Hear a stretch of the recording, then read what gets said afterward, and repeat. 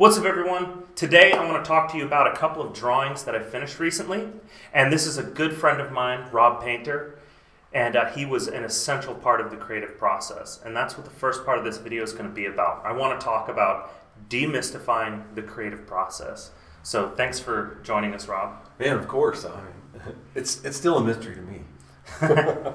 Well, not for long. So one thing I want to talk about is I want to demystify that process. And these two drawings are a perfect example of what I'm talking about. So these drawings are of Cain and Abel from Genesis 4.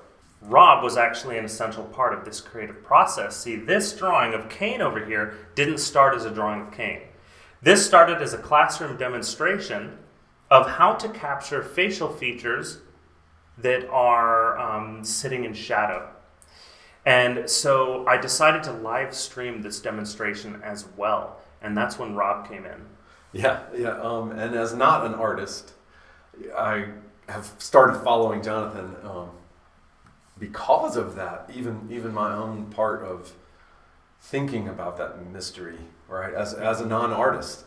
So I got the notification that you were drawing and turned it on in the kitchen, and you were drawing this. Mm-hmm. We're talking about structure and what you were doing with, I guess, is it charcoal? Yeah, so it's a charcoal portrait demonstration. Mm-hmm. And it was specifically on, my students wanted to know, how do you draw eyes if they are in a deep cast shadow? And I had some students that were trying to bring out too much detail that they couldn't actually see because they wanted to make sure it looked like an eye. And so a big part of this lesson was, don't draw what you don't see. If you draw what you see faithfully, it should emerge all on its own. And so that's what the lesson was on, and that's where Rob came in. Yeah, so I pulled it up and start looking and immediately typed out like, oh wow, that's Cain. You know, a lot of people like to think, and a lot of artists maybe like to maintain this illusion, that the artist has an epiphany, a brilliant idea, descends into the studio in isolation, and reemerges with a brilliant masterpiece. That's what I thought. And that's what most people think. And honestly, that's terrible for the artist, and it's terrible for art appreciators as well. The reason why it's terrible for an artist is because I believe art has to be social. I believe the creative process has to be social, especially for someone like me who's a big extrovert. So I'm doing this classroom demonstration on how to capture facial features in shadow. Rob comes onto my live stream and says, that looks like Cain. And that's when I really started to connect with the hardened facial features of the model I was working from. Yeah, brilliant. And I love that the community part. Mm-hmm. Because for me, not being an artist, immediately I'm drawn to that part where the art is calling something from me that in that creative process. I mean, which I didn't even know, at the time. Yeah. Right. I'm imposing what I saw this speaking to me. Yeah. As you're drawing, and my assumption of, oh wow, that's Cain.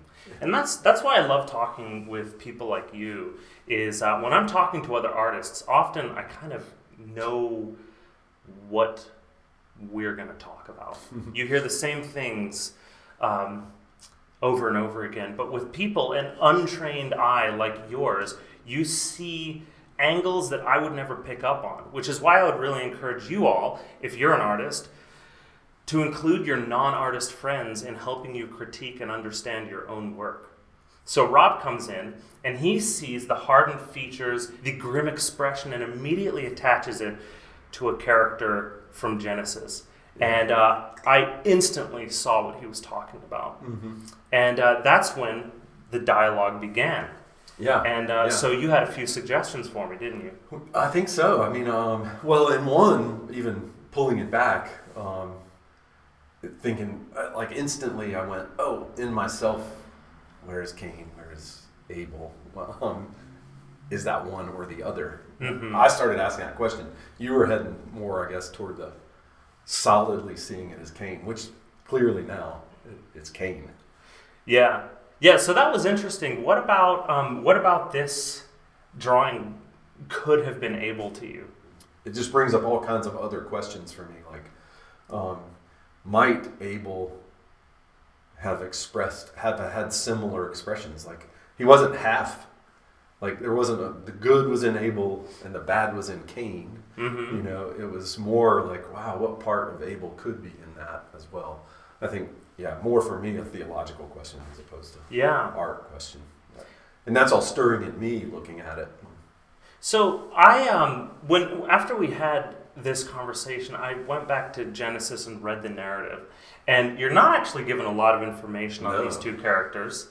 All we're given is that they both brought sacrifices to God. God liked Abel's sacrifices, and he didn't like Cain's, and we don't really know why. But we do know how Cain responded. If you're unfamiliar with the narrative, Cain begins to hate his brother. He begins to envy his brother and resent him, and he ends up killing him. And so I went into this narrative with a few questions of my own. And I think, Rob, you're exactly right. I don't think the narrative paints Abel as a protagonist. Mm-hmm.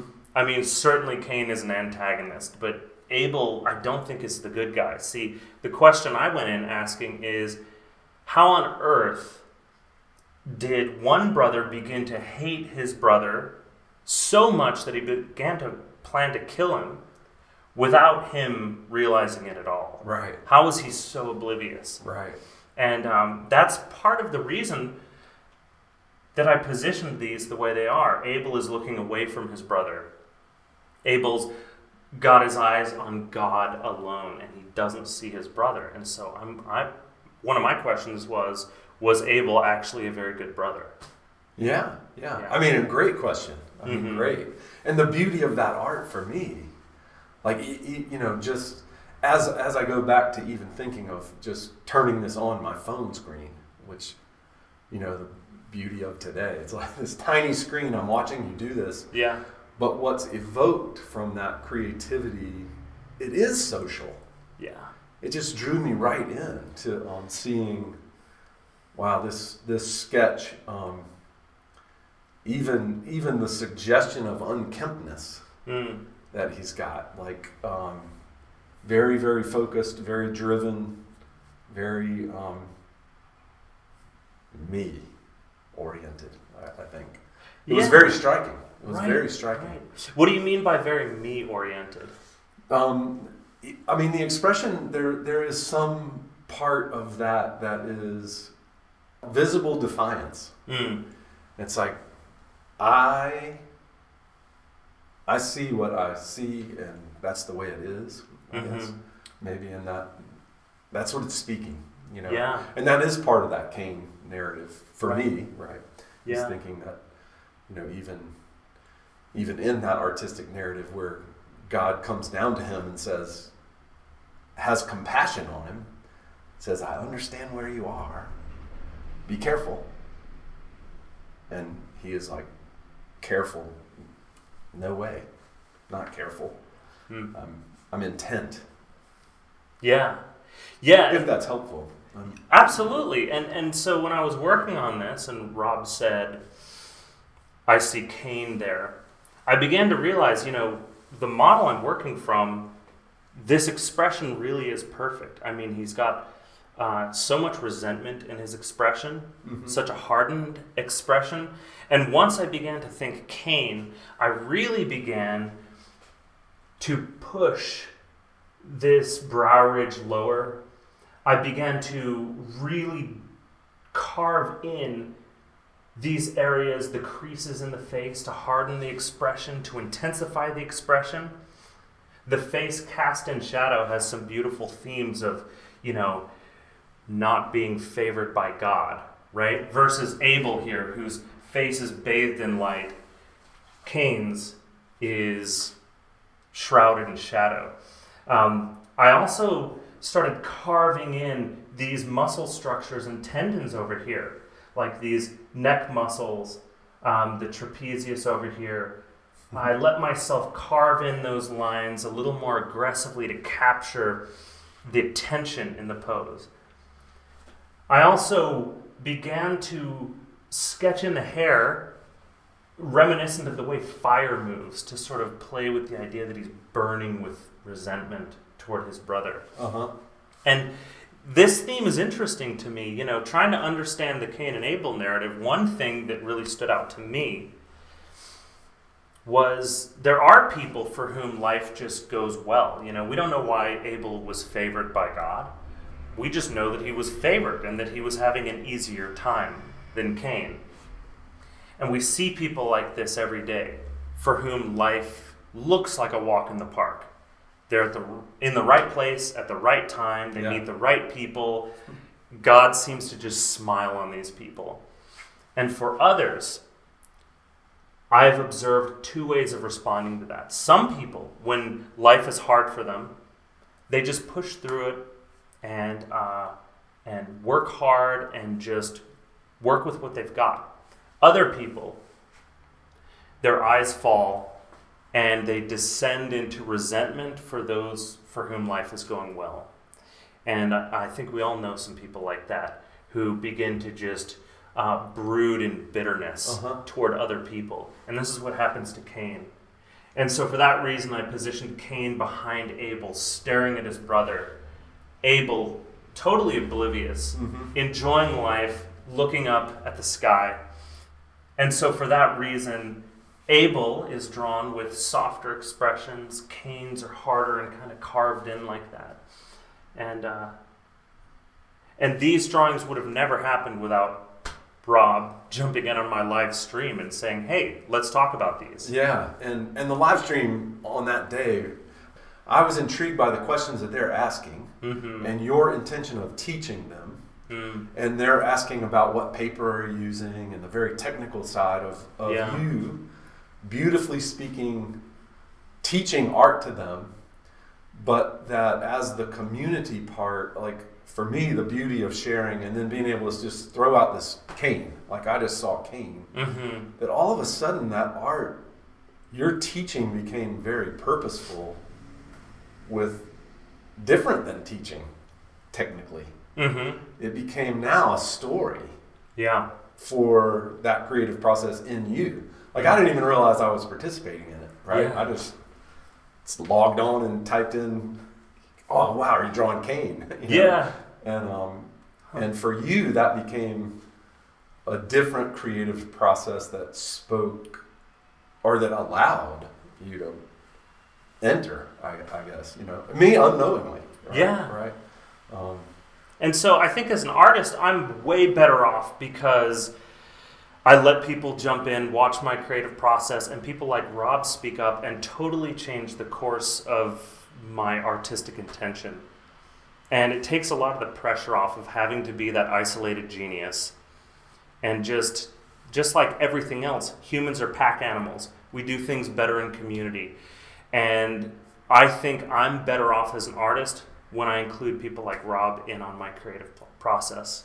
So yeah, and me likewise. I'm made better by having a side of myself exposed in a way that I wouldn't have normally. At home, I probably would have been fixing dinner instead. Yeah. What do you mean by having a side of yourself exposed? Well, I think what the art is calling us to see something outside of ourselves, right? Like, despite this being like an electronic medium where I was watching, all of a sudden I was connected to you through something you weren't intending to connect to me in that same way, right? Yeah. Like you didn't start this with any thought or shape of Cain, but all of a sudden we were connected in what you were expressing and what I was perceiving you expressing even. It wasn't known to either of us at the beginning. And now, because of art and your creative process, it is.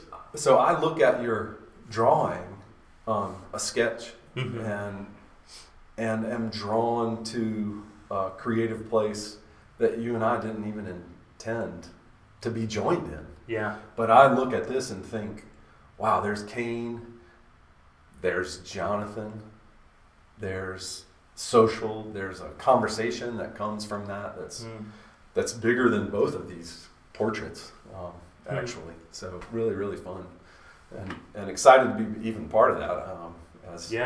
As several other of your Instagram and videos have drawn me in as well. Cool, wonderful. Well, thank you so much for joining me. This has been really cool. I hope y'all have enjoyed this. I hope this conversation's been beneficial to you, and we'll see you on the next one.